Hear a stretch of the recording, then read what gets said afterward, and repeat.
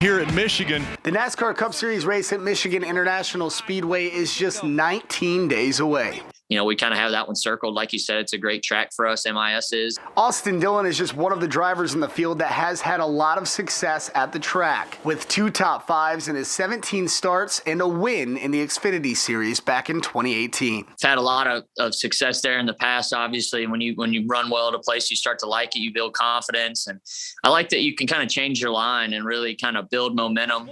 I think restarts are pretty intense. Others like 22-year-old Anthony Alfredo of Front Row Motorsports are still learning the ropes of the Cup Series. I like to consider myself kind of the people's driver because I didn't grow up with any blood in the sport or anyone who raced. I just grew up a car guy because of my dad. My mom and dad used to go to races long before I was born. Alfredo is in his rookie season in NASCAR's Top Series, but ran an ARCA and Truck Series race at MIS in years past. It's a race he and his team are looking forward to. Well, I think Michigan's a unique one with it being 2 miles long and them applying the traction compound. There's some characteristics that I actually think could work in our favor and allow us to get a pretty solid finish. NASCAR changed its schedule this season to more short track and road racing, which means Michigan only has 1 race instead of 2. Track president Rick Brenner is looking at the positives. We feel fortunate. We've got one of very few locations in the country that, or the world for that matter, that host a NASCAR Cup Series weekend. So